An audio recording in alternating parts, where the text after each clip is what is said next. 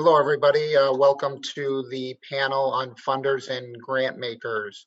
Uh, an amazing session and inspiration with work done, and Darren leading everything off, and fantastic to see them show the way. We've got a great panel in front of us, and I want to introduce Bethany Henderson from America Scores and DC Scores, who is going to be moderating our panel and introducing our panelists. Thanks, Roy. Good morning, everybody. Glad to be here with you. Excited to spend the next hour pulling back the curtain a bit on how youth sports grant makers approach funding and really helping all the youth sports organizations out there understand how to make a great case to all of the funders that youth sports and sports-based youth development matter. Now, we've got the pleasure and privilege of having three folks very steeped in this field here on the call with us today, and I'm going to actually let them introduce themselves in a moment. But one thing I do want to say is I've asked them to come and really pull back that curtain, to really be transparent about what goes on behind the scenes. So the next hour is not about how you get funded from the U.S. Soccer Foundation or the Susan Crown Exchange, although I'm sure you'll learn a little bit about that. It's really to help you center how do you drive funding to your organization and what do you need to know about the folks who hold those dollars. What are they looking at? What are they thinking about? What do they see when you come to them and say, hey, we've got a great sports program, help us. So rather than listen to me talk the whole time, because that's boring, I actually asked each of our panelists to introduce themselves and to do it a little bit differently than normal.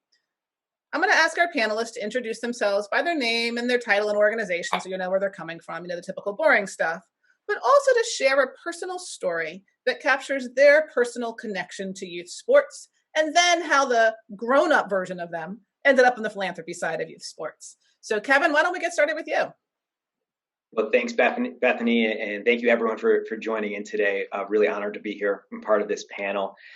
Kevin Connors, I'm the Senior Director at Susan Crown Exchange. We are based out of Chicago. We fund nationally, and just last week announced new formal investments in the youth sports space. We're really honored to be part of this community. When Bethany asked me to think about a story that really informed my sports experience, I had to think about my days as a kid playing baseball. Baseball is a series of ups and downs, especially at the plate, right? You're lucky if you get a hit 3 out of 10 times. And I think about the role that my dad played in that. And every time as a hitter, I was in a slump, he would come up to the fence while I was in the on-deck circle and whisper to me. And he would say, just keep your eye on the ball, swing hard, and follow through. That's it. And he simplified the game and took me out of my head. And those little moments kind of snapped me out of it and maybe put you on a hot streak. And, that was advice that was very much about the game, but then turned into life advice as I got older and into my profession. And now lucky to be at the Susan Crown Exchange funding in the youth sports space. We evolved into this area out of our social and emotional learning portfolio, understanding from our own personal experiences and an emerging amount of evidence that youth sports are really a critical way to build those life skills, those social and emotional learning skills that really stick with us for our entire lives. So thank you again, and really excited to be here. Awesome. Thanks, Kevin. Ed, let's turn to you. Hi, good morning, good afternoon, wherever you are. Thank you so much for having me on the panel, and thank you to the audience for joining us. My name is Ed Foster-Simeon. I'm the president and CEO at the U.S. Soccer Foundation. Personal story, I'm of a different generation than probably most of the people on this call, and so when I was a kid growing up in Brooklyn and on Long Island, we played everything: stickball, handball, basketball, football, baseball, everything. I didn't play organized sports until I got into the 8th grade in junior high school. And that was my first organized sports experience. And the good news about that is I had a good coach in high school who wouldn't let me stay in my comfort zone. I would always go to the corner for the corner jump shot, and he just would not stand for that. I had to do something else. And that was really helpful. And how did I transition to where I did this business today? Grown up Ed. My professional career for most of my life has been in journalism. So I was a newspaperman and But when I started having children, I have 4 kids and became actively involved in their youth sports experience. Became first a voluntold rather, coach, then team manager when I realized I wasn't a very good coach of a soccer team, and then eventually became president of a club here in Northern Virginia, and wound up on the board of the foundation as a volunteer. And eventually my avocation became my vocation, and so it's a wonderful transition to be able to be involved in youth sports at this level nationally, and I'm really excited about that work. Thank you, Ed. So glad to have you here. And last but certainly not least, Dan. Good morning, everyone. Thanks very much for having me on the panel. Looking forward to it. And the personal connection to youth sports, I grew up in a sports crazy suburb of Boston. Everything was Red Sox, Patriots, Celtics, Bruins all the time. And like Kevin and Ed, I played sports all the time growing up. It was football, baseball, basketball, whatever we could get our hands on. And it wasn't just the way in which I was healthy physically.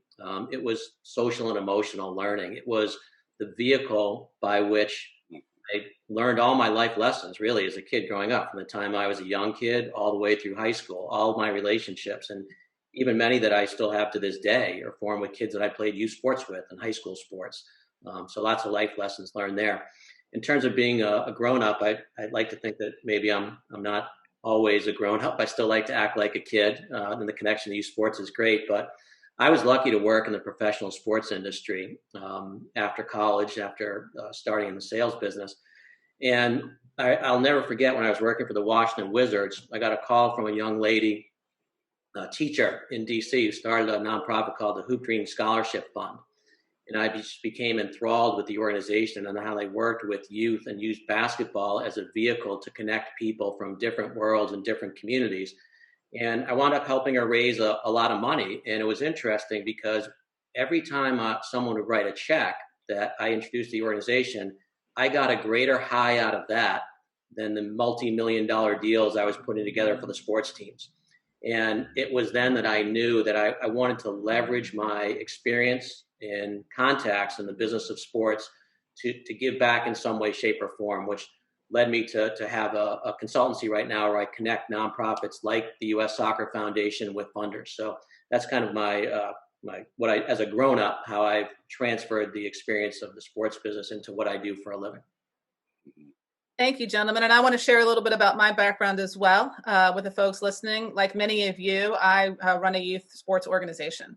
And so I spent the last 6 years looking for funding, trying to secure funding from various different youth sports funders, and in fact, partnered with the U.S. Soccer Foundation for a long time. My youth sports story is a little bit different than these guys. I grew up in a family that didn't really understand sports. I was always playing sports. So I played t-ball, I played basketball, I played all sorts of stuff. And my parents were completely confused. And my mom came to all my basketball games for how many years and still doesn't know the rules. But she'd sit in the stands and cheer. Because for me, it was really, really an important connection to have that team and to have that outlet. And today, when I took over DC Scores and America Scores a number of years ago, it was really about how to go back to something that I love doing and bring it to more kids who don't have access to those sports and to sports opportunities otherwise. So we're going to dive right into pulling back the curtain. And I know we're having a few technical difficulties. I know some people are watching us on different platforms. But please, if you have questions, we want this to be audience participatory. So put them in the Zoom Q&A, put them in the main Q&A button on the main platform if you're able to watch us that way, and we would love to field your questions. Let me start with this topic, and I'll start with Ed for this one. Why, Ed, why does the Soccer Foundation believe that youth sports is worth funding? You know, I speak to this question all the time. I'm not the first person to say this, but youth sports have existed for millennia for a reason. And the reason is because it's a non-traditional learning platform where kids learn things that they will need to know as functioning adults. Teamwork, collaboration, perseverance, grit. You know, we often look at the scoreboard and the best team and who had the best record. but it's those learnings, because less than 1% of children are going to become professional paid athletes, but all children will learn critical life skills through sports that translate directly into the workforce. When you go to work one day, knowing how to be on a team, knowing when to lead and knowing when to follow. These are all things that you learn through sports, particularly perseverance and grit. Like, perseverance, that you work hard at it, keep trying it, practice it, refine your skills, and you can get there. So that's why youth sports are worth funding. Not because someone won the trophy for the best 8-year-old team in whatever sport it is. It's because of the learning opportunity that all those children are getting that will help them become healthy, productive citizens. So, Kevin, building on that, you shared that the Susan Crown Exchange didn't start out as a youth sports funder, but got there through social emotional learning, a lot of the skills that Ed was talking about. Can you share a little bit about that transition and why Susan Crown Exchange made that leap? Yeah, absolutely. And I just want to double click on what Ed said. That resonates so much with our work at Susan Crown Exchange, but also just personally. I'm a former high school teacher, also a former high school coach. And the relationships I had with my kids, whether they were in the classroom and then compared to the baseball field, were very different. And youth sports are a mechanism to meet kids where they are truly. That is very much a social emotional phrase, but it's literally true in the case of youth sports. More than 36 million young people are playing sports every year. And there's this incredible opportunity to build those skills. From our point of view, Susan Crown Exchange, we know that those skills are being built for many, but not for all. The quality of the sports experience is inequitable for several children, and we know that coaches play a major role in this experience. So, our focus of work is really on how do we support coaches in the pivotal role that they're playing to help really foster and nurture those social and emotional skills, those life skills that Ed spoke of. Because while they are implicit for some kids, they're not for all. It really takes training, it takes intentionality. And we know, just like a teacher inside of a classroom, a coach really controls the culture and the weather of a sports team, and whether that experience is transformational for the worse or for the better. And so we really believe that meeting kids in these natural environments where they already want to be is an effective way to really pursue this kind of work. So, Kevin, can you talk a little bit more about the 1 Million Coaches initiative that the Susan Crown Exchange announced recently? Absolutely. So last week we announced not just formal, strategy in the youth sports space, but also a funding opportunity called the Million Coaches Challenge, and it really stemmed from our early learning in this work. We spent the last 2 years learning from our partners like Positive Coaching Alliance and the Aspen Institute Project Play, many others, kind of trying to understand where the opportunities were. There's a lot of work that can be done in the youth sports space. And in some cases, funding is a barrier to that. In some cases, the problems are systemic and long-term, and other times pretty tangible. And in the case of coaches, we understood pretty early about that pivotal role. We also understood that of the 6 million coaches, only 32.5% have been trained in youth development or something similar. There's not even a good statistic to measure how many coaches have been trained in this kind of work. And when we go back to pointing to all the research and just our personal experiences of coaches are critical to that development, we thought, here's a statistic, here's a point that we can play a role in moving. So the Million Coaches Challenge is an effort over the next 4 years to get 1 million coaches trained across the U.S. in youth development practices. And that is an opportunity that is running through January for initial applications. And we are excited to kind of assemble a coalition across the U.S. of organizations who are training coaches, providing coaches to ensure that they're supported in the way they would like to be, so that they can support their athletes. Thank you, Kevin. Can I piggyback on that? I'm sorry. Just to re-emphasize the importance of a trained coach, we talk about sports being good for you, but it really depends on the quality of the coach that you get. You can have a very bad experience in youth sports if you don't have a well-trained coach with the right goals and objectives for the youth that they're working with. And so that commitment to train coaches, particularly when it comes to training around youth development, not particular sports skills, but developing of children is really, really critical. So, Ed, that is a really great segue to my next question. And I'm going to pose this one first to Dan, because he's seen so many different organizations across the spectrum and worked with a lot of them. Are all youth sports organizations worth funding equally? Why or why not? No. So I'll elaborate a little bit. The short answer really is I don't believe that they are. I think we're all grateful for any organization that endeavors to improve the lives of kids through sport. That said, there are some that are focusing on areas of greater need and some that are having more demonstrable impact. And my disclaimer here and my answer is that Ed is not only someone who I admire a lot for his work, but he's also a client. So I've been working with the U.S. Soccer Foundation for 2 years. And it's an example of an organization that, number one, focuses on a population that has what we would consider to be of the greatest need.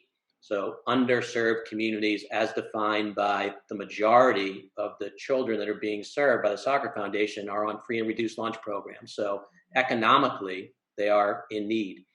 So you couple that with, great, you serve a population that has a demonstrable need, but do you have demonstrated evidence of success and impact in serving them? So obviously, with lots of different organizations out there, there's a different scale. Need is somewhat subjective. I can't tell you how many times I get friends to ask me to make a contribution to helping their child go to a tournament at some faraway place. And that's great to help facilitate those. But if those families are able to provide for that economically on their own, I'd rather write a check to the U.S. Soccer Foundation that's serving an area of greater need and can show me through evidence the benefit that the constituents have for the programs they run. So the short answer is no, they're not all equal. And from my perspective, I think that people focus on two factors. One, serving those kids that have the greatest need. And two, being able to demonstrate through evidence that you're having an impact on those populations that you're serving. Thanks, Dan. And certainly the type of youth coach training that Ed and Kevin were talking about fall within that having an impact, right? It's something that can make an organization really stand out as to its intentionality around having that impact. So let's dive a little bit further, and I'm going to put Ed and Kevin both on the hot seat for this one. Ed, I know that over the Soccer Foundation runs its own programs, but also you run some grant making programs as well. And Kevin, obviously you work for a funder on the funder side. I want to know, how does your organization make decisions? Like, what actually goes on behind the scenes when you get an application in the door? What happens? Yeah, at the U.S. Soccer Foundation, we don't make as many most of our grant making is strategic. Like, we have identified communities that we want to be in, and we try and find partners in those communities that have the capacity to reach the goals that we have for that community. But when we do accept applications for grants, it's a very deliberative process, and it's always amazing that the demand always exceeds the resources. So it's always incredibly difficult. We have staff and board members who participate in the review process of applications, and we really try and fund groups that are in alignment with our strategy, right? That which is also challenging, because there's a lot of great groups out there doing wonderful work, but if they don't align with how you've decided that you want to drive your resources to have an impact, it can be challenging. The hardest part is that every grantee wants a full report on why they didn't receive a grant, right? Like, to explain, and that's very, very difficult capacity-wise to be able to provide that kind of detailed feedback. But it's a very deliberative process along the lines of what are strategic objectives, and then what is the capacity of the organization, what is the impact of the organization, And what is the scalability of the organization? You know, is this a small group that's just going to keep doing a small thing? They want a small grant, or is this a group with a potential to scale the impact in the community and have a larger difference? You know, and I can add on to Ed, especially from this lens of having a national outlook on the area. And I think that's one thing that's important for nonprofits who are looking for funding to understand it. There are just different types of funders. As a national funder like Susan Crown Exchange, like U.S. Soccer Foundation, we're really trying to take a systems lens or long-term strategic view on it. Whereas some local funders might be more interested in just program-based funding in the community they care most about. Individual wealthy individuals have a different set of criteria. I'm sure Dan can really talk all day about the different types of funders and what they're looking for. For us, I think that first question is really, are they aligned to the goal? We spend a long time trying to get smart in an area before we formally start making investments. And then we identify that goal. In our case right now, that goal is around training 1 million coaches with high quality youth development, social emotional learning practices that are tailored to the communities they're serving. And so even to that answer Dan was offering earlier about are all groups worth funding equally, in part the answer can't be yes, because there's just not enough resources to go around. But on the other side of it, it's about ensuring that we're really meeting the needs of those specific communities. And it's something that we're looking for when we're entertaining ideas. So yes, will it help us achieve a strategic outcome that aligns with like the goals of the system, but what sets this organization apart from the others? There are a lot of groups who are working in these areas, for the most part, all good causes, right? All worth funding. But what is it that sets you apart? What is it that would make us take the bet on you? And that can be any number of criteria, from capacity to a unique approach. But that's really kind of an internal conversation we're having when trying to determine whether to move folks through this pipeline. As Ed said, we also have a very deliberative process. It's about 6 months to go through initial application stages, interviews, final applications, follow-up questions. And we're really trying to understand, what is the capacity of this organization? Should we take this multi-year bet on them? Because we know it takes a long-term focus, and all of that information is very relevant. Can I add to that really great points, Kevin, and the capacity of an organization matters, right? So at the U.S. Soccer Foundation, we are what is described as an intermediary. So we raise money that we then provide to community partners around the country. And there are some groups who are doing incredible work, but they don't have the capacity to take on a federal OJDP grant, a federal grant funding, because it has a lot of requirements attached with it, a lot of reporting requirements, a lot of expectations, a lot of rules. And so they may be doing great work, but not be the right person for that funding source because of capacity or other issues. So there's a wide range of factors that go into that.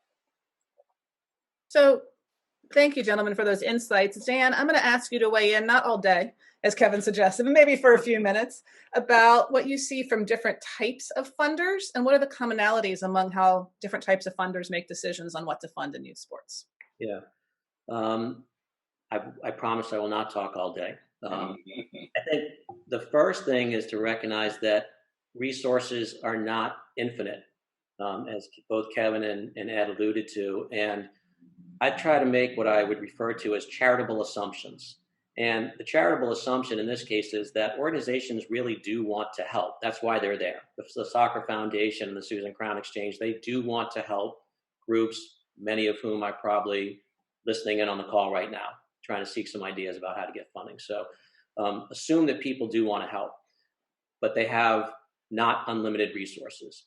Second thing is the process takes time. You can't propose marriage before meeting somebody. Well, in some cases, that's the way it works, but usually it's not. So this process takes time. Just sending out information to people and saying, here's an opportunity, will you fund it, yes or no? That's a difficult thing to do. So limited resources, the process takes time, pleasant persistence will pay off. And there's usually multiple people involved in a decision-making process. So if you're an organization that is seeking to connect with funding resources, don't limit yourself to reaching out to just one person. There are multiple people involved in a process, and making a connection with and forming a relationship with different people and different organizations can be really helpful. The last thing I would say is that most of the answers that people will give are no, just because the as I mentioned before, the resources are not infinite. So don't be discouraged, but when you seek a funding opportunity, that the answer is no, because they're not unlimited. And if you do your diligence and find the right people, you'll eventually get to the right organizations and the right people to get the result that you want. But along the way, you'll hear more no's than yeses. So I'm going to stick with you for a moment, Dan. What is the most important thing that, given what you've just shared, what is the most important thing that youth sports organizations should know or think about before approaching a new funder? That's a great question. I'll start with an anecdote of an organization that I worked with a while back. There was a board member who said, we should be working with Starbucks. And my question was, great, why? Well, this organization happened to work in the field of childhood cancer research. And the board member's answer was, well, everybody loves coffee and everybody thinks that we should be supporting people with kids with cancer. I said, okay, that doesn't necessarily take into account what does Starbucks stand for as an organization. Is childhood cancer something that, while we all know it deserves lots of resources, is that something that they want to undertake? Is that in their wheelhouse? And that's a long way of saying alignment. Before sending an email or before picking up the phone to call somebody, do your homework and ask someone like Kevin, who is right now focused on trying to help people become the best coaches they can be. Does what your organization does fit within that scope of what he does? And if it's not, don't waste his time and don't waste your time in trying to fit a square peg in a round hole. Second thing that I would recommend is, I alluded to it in an earlier question, sending out blind proposals, asking for money without a conversation attached to it is not likely to yield a very good result. So you have to be able to seek some information, and this gets into understanding what organizations are trying to accomplish, their goals and objectives. As nonprofits, we have a tendency to call people up, send them an email, telling them about all the great things we do in the world, and you're a big organization with a lot of money, so you should give us some of that to accomplish what we're trying to accomplish. Sometimes they forget to ask, what is it that you're trying to accomplish? How might what my organization does help you accomplish your goals? So instead of doing what I sometimes affectionately refer to as showing up and throwing up, putting everything out there, ask questions of funders. How might I be able to help you? Turn the tables a little bit. And I think a great example of that real quickly is the U.S. Soccer Foundation and Dick's Sporting Goods, where I had pursued conversations with Dick's Sporting Goods for probably 18 months or so that went unanswered. Finally, right person, right place, right time. We find out that Dick's Sporting Goods was pursuing a strategy of getting involved with both girls and sports and the sport of soccer. Well, talk about alignment with the U.S. Soccer Foundation. So the question then became, how might we be able to help you implement your vision for helping girls through the sport of soccer? And the result was a beautiful co-creation and collaboration of an initiative that wound up getting $5 million over a 3-year period to help 100,000 girls from underserved communities play soccer and help double the number of women who are leading them as coach mentors. So alignment. Ask a lot of questions and don't show up and throw up. Those are some great tips, Dan. You know, we can often learn as much or more from other organizations' failures as we can from successes. So without pointing fingers, Ed and Kevin, I'm curious if each of you could share one of the biggest mistakes you've seen a youth sports organization make when seeking funding from your organization. And while you're thinking about that for a moment, I want to encourage folks to keep submitting questions through the Q&A. I've got them. We're going to get to them, I promise. We definitely want to be able to address your questions too. But Ed and Kevin, what do you got for us? I'd say the biggest mistake I've ever seen organizations do is to react badly to not receiving a grant award, and to behave badly in that respect, and fully understanding the disappointment, because I'm a fundraiser as well, and I know how hard people work to raise the dollars and how great the need is.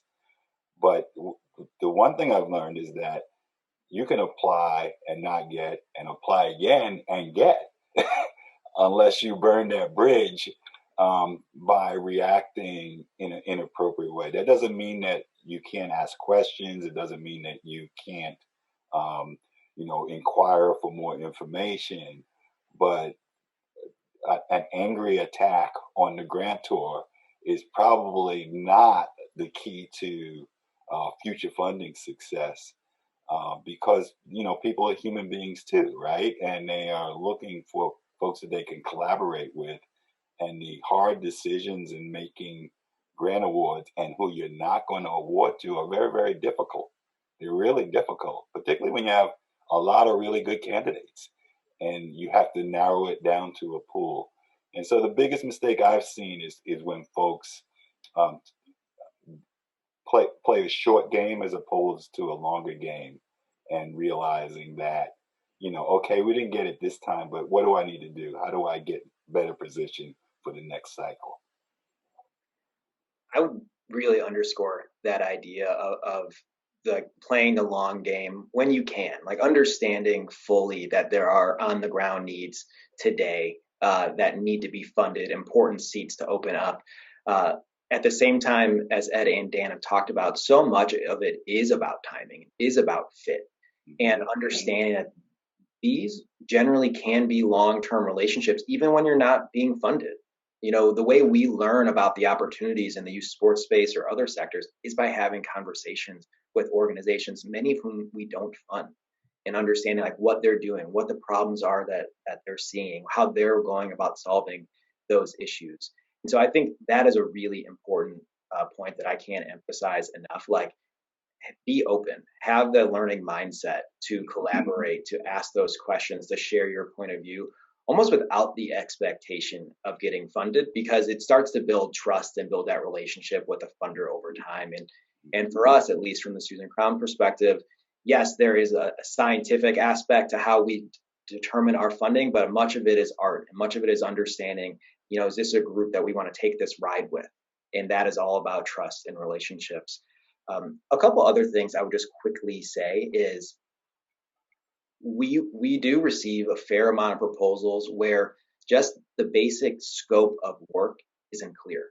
So where like I'm not sure we may be the first one of the first sets of funders they're pitching to, or we leave that conversation saying, well, what exactly is the program? And so we feel that the pitches that we're drawn most to are crisp, they're concise, they've been vetted internally or by others, and having additional sets of eyes on it. And just to move past those initial questions really enables us to think deeper about whether this is a good partner for us, let alone a good program or project to fund. So thank you, gentlemen. I want to turn now to some questions from the audience, and also some questions that I often have when I'm talking to funders or thinking about getting funding, to make sure we really understand how to dive in. So y'all talked about using resources during the pitch to new funders. You've talked about needing specific types of evidence, but every funder wants to see something different, right? What Ed wants to see is different from what Kevin wants to see. And what Dan submits to one funder for one client may look totally different, with totally different types of evidence and content than a different funder for a different client.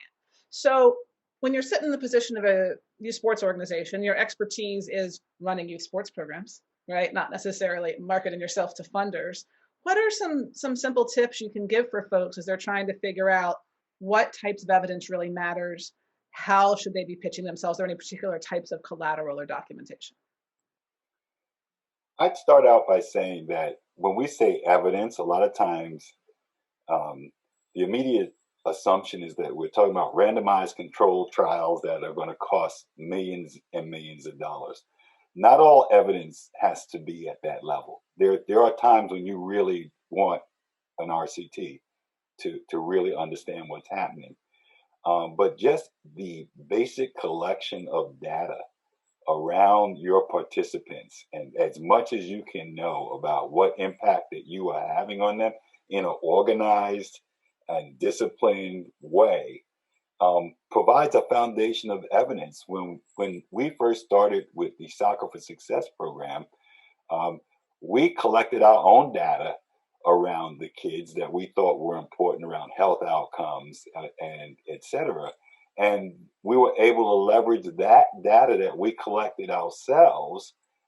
It was enough to make a funder, in this case, the Social Innovation Fund, to make them open to having a conversation and really looking at this and seeing the potential for something really, really impactful. So I think that this idea of building out some form of evidence, no matter what you're doing, to be able to make a case beyond we're a great organization and we do great work, is really, really helpful. I think sorry, Dan, go ahead. I would just add to that. I think the objective initially is to get people to be open to having a conversation. So you want to get someone's attention and interest. And one of the better tools to do that is not a 20 slide PowerPoint, but maybe a 1 to 2 page, what I would call an executive summary that to Kevin's point earlier, it very concisely describes what does the organization do and what is the unique value proposition of the organization, maybe along with a brief note, an introductory note that says, here's who I am, here's what we do, here's why I am reaching out to you. And I would suggest to folks that the initial reason to reach out to people is not to ask for funding. It is rather to say, I'd like to learn a little bit more about your organization. My sense is that there might be a fit, but I don't know. I'd also like to share a little bit about my organization with the expressed intent of having a brief conversation to determine if there might be reasons for a longer conversation. So, having a 2-page summary document that really briefly describes what you do, and then you can kind of cut and paste depending upon who your audience is. But I wouldn't try to create a million different documents for a million different audiences. That's scope creep. That causes you to be not focused, and that takes you away from what you're doing. And also, if you happen to have any stories of impact or a video, that can be very powerful in just saying, hi, this is who I am. Here's an example of a story of impact of the work my organization does.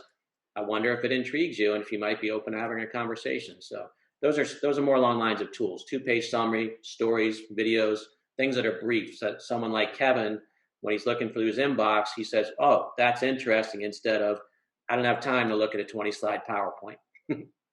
And to give a very real example of this, right now with the Million Coaches Challenge, over the next 3 months, we're accepting letters of inquiry. They're just 2 to 3 pages, summaries of what you're working on.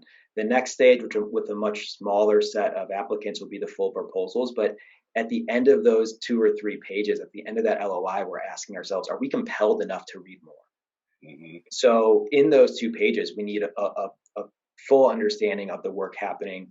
We need enough of a hook between both statistics and stories. Both pull on us. And I think both are really important to share. As we go through the process, we're asking ourselves, like, okay, how are they measuring success? We're not asking, are they measuring success by doing X, Y, and Z? And I think that's important for grant seekers to understand, is that while all foundations, most funders are going to have an expectation that measurement is happening, that demonstration of evidence is happening, it's not necessarily that it has to be the same way. So I think asking those questions about what are our expectations at Susan Crown Exchange, you might find that there's a good degree of flexibility. In many ways, what we are looking for are for people who are being thoughtful about the way they're measuring, knowing that this is a complex area, knowing that there are no easy ways to demonstrate outcomes. We're looking for some baseline measures and then just a thoughtful reflection on what the barriers are, how we might mitigate those, how we might think about measurement going forward. And we want to recognize that there are other groups you're also funding from. So to the degree we can be flexible, we will be. One thing I want to add from my experience is it's often hard to get outside feedback on an application or outreach, right? Because you live in the weeds. We all live in the weeds when we're doing this work. And your board members kind of live in the weeds with you, right? They already have the inside knowledge. So there is a group actually called the Unfunded List that I read for, but that brings together a number of program officers from different foundations to provide feedback on grants that you often can't get when you're going through a formal process, provide feedback on how to outreach to an organization. So I would encourage folks who are soliciting grants and struggling with that to take a look at sending one of your unfunded applications to the Unfunded List for feedback. So I'm going to switch to some hot seat questions and do some rapid fire hot seat questions, the things we all want to know of funders, but nobody asks. And I'm, not going to point fingers at any particular organization at all. But I'm curious if you guys can shed some light for those of us who don't sit in your seats to these questions that we all have on our minds. So first, look, the sports industry and sector in many ways remains an old boys club. It's not lost to me that all of our panelists are male, that 2 of our panelists are white males, as a matter of fact. And so from the outside looking in, it often appears that funding follows relationships. And y'all have talked about how important it is to make that connection, not just throw in a cold application. How can youth sports organizations led by those traditionally outside that old boys club, so women, people of color, indigenous people, folks who don't have college degrees, right? How do those folks break in? I think you have to find opportunities, and it's more difficult for a smaller organization, with limited resources. But at the foundation, we created something called the Urban Soccer Symposium, in which coaches and administrators and program operators from a wide range of programs in underserved communities come together in Washington, D.C. To exchange best practices, etc. But it's also an opportunity for them to get to meet other people in this space. And there are often funders or potential funders in this space. And a lot happens between the sessions, right? The session is one thing, but it's the coffee conversation in between the session, the hallway conversation, where you become more than a name on a piece of paper. You become a person to someone that they can connect with you and understand a little bit more about what you're doing. Now, those kinds of events are very difficult, particularly for nonprofits working in underserved communities that really don't have a lot of platforms. When I was the president of a traditional soccer club here in Northern Virginia, there were all kinds of conferences to go to, that were geared toward my space. But in under-resourced communities, there's not a lot of conferences designed specifically for those audiences and are designed to provide what they need. And so I think identifying whenever you can, when Positive Coaches Alliance is having something, when the U.S. Soccer Foundation is having something, if Susan Crown is hosting anything, knowing where to go, where you can go to meet people and connect with people and connect with funders as well. I think those are great suggestions. And in the instances where there may not be an event physically that you can attend, I think it's okay to ask for help and to be authentic. In Bethany, what you described, someone can very easily, if they are perceiving that they're not in the club, someone can approach someone like Ed or like Kevin and be authentic about that and say, I have an organization that does this. I believe that we are a good organization, that we're doing good work. I'm having trouble getting in front of the right people because I don't have the connections and or contact. And be very specific about the ask. What is it that you want from the person you're reaching out to? Are you asking them to consider a funding opportunity? Are you asking them to give you a piece of advice on something? Because people do want to help. And I believe that the things that are going on in our country right now are causing people to have a greater awareness for the need to lift people up that are not traditionally part of these clubs, whether it's the old boys club or another club. So if you are a person who feels as though you don't have a network, you don't have connections or contacts, and I'll add, this is really important, and you are doing good work. You have to be, you can't just be a person who is not in the club, but who wants to be in the club, but isn't walking the talk of doing something that these organizations care about.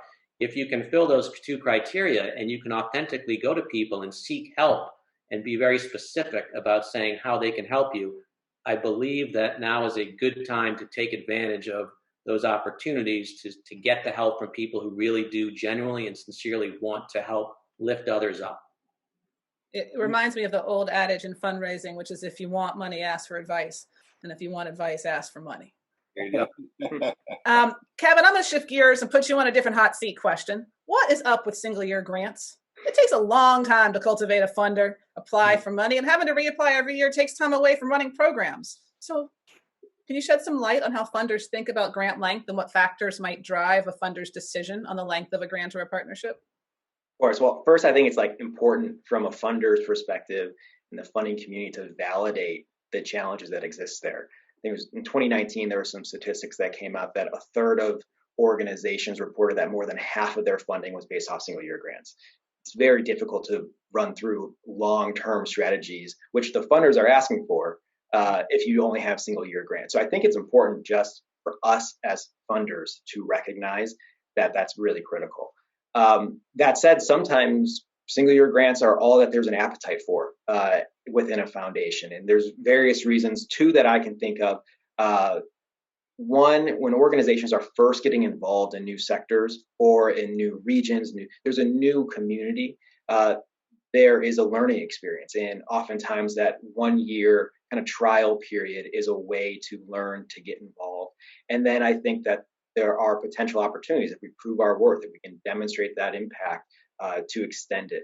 The other situation that I often see is for new young organizations, who are in that startup phase. And for some funders, there's not much of a risk tolerance to fund those. For others, there are. And even then, it is very much about having those feedback loops, about having clear milestones and goals.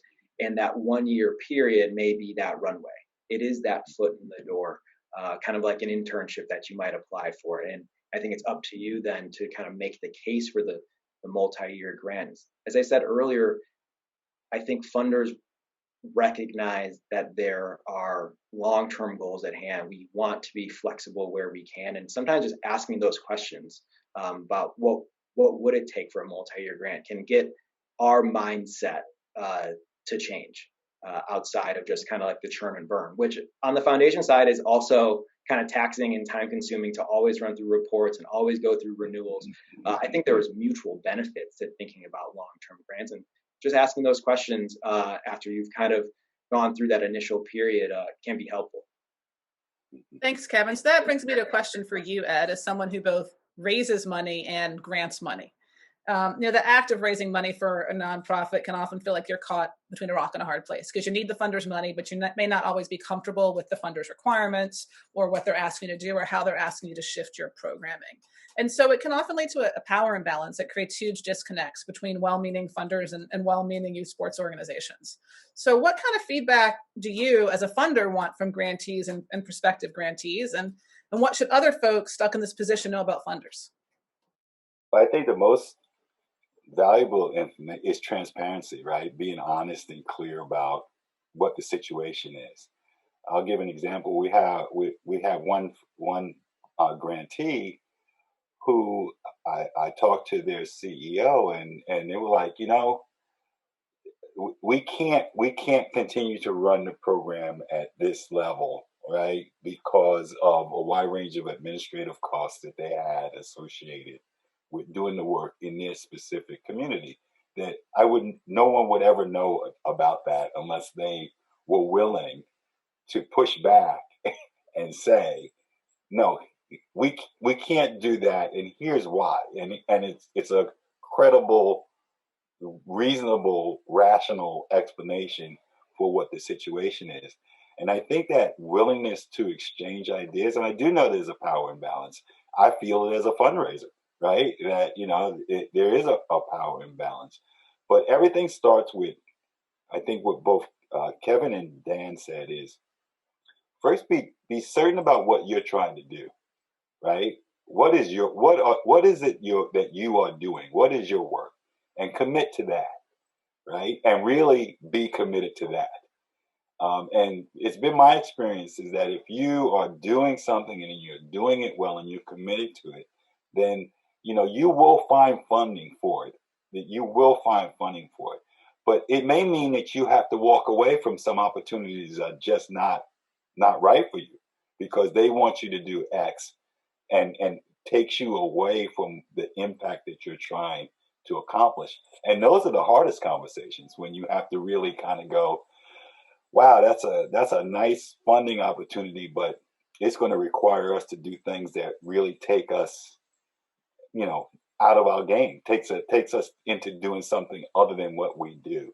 And so I think being honest and honest with yourself about what your capabilities are, honest with yourself about, am I just chasing a dollar or am I really looking for alignment, as was shared before, alignment that with a partner, a funding partner that's going to help drive what I'm trying to do further ahead. That's great advice, Ed. The alignment, going back to alignment and that transparency, asking the question and pushing back. Because if something feels off to you, again, you don't want to waste your time or theirs going down a path that's not going to be productive for either your organization or the potential funder. You're going to burn that bridge rather than have an opportunity, as Ed said, to come back in a different grant, a different cycle, a different year. Right. Dan, let me pose this hot seat question to you. You've worked with a lot of different funders, and many funders impose what can feel like a bunch of bureaucratic hoops that applicants and grantees have to jump through. On the application side, it sent me these 14 different documents and formatted in this certain fashion. And on the grantee side, it may have to do with reporting, it may have to do with evaluation, it may have to do with data management or all sorts of things. Often from a non-youth organization side, nonprofit youth organization, it looks like the hoops have little to do with running high quality programming, right? They feel can feel far removed from the programming. And every funder's hoops are different. So, can't they all just coordinate? Can't funders just get together once a year and decide what hoops are going to ask us all to jump through? But seriously, Dan, can you shed some light on why each funder might impose its own series of administrative requirements? Sure, because just like all the different organizations are fulfilling different missions, so are the funders. Kevin's organization is focused on helping coaches be the best coaches they can be. Ed's organization has that as part of their mission, helping coaches, but also building mini soccer pitches, and they just do different things. So it's not a bad thing that people have different requirements. But I think to a couple of points that were made earlier, open, honest, and authentic communication can help get around those things. Just because someone says they are requiring a certain amount of information doesn't necessarily mean that if you explain to them your capacity to be able to provide it and how jumping through all those hoops may actually diminish your organization's opportunity to create the impact that the funder wants. You never know. Things might be able to change a little bit. But to go back to something I talked about in sharing information, just like any organization should have a good 2-page summary of the who, the what, and the how, it's probably a good idea to have your frequently asked questions at the ready for funders. I would imagine that the majority of requests from potential funders, maybe it's 50 to 75%, probably the questions could be kind of cut and pasted, just like the common college application form. And then you can kind of tweak around the edges. But I wouldn't be discouraged by an organization that asks for a certain amount of information and assume that it is absolutely 100% required until you have the conversation.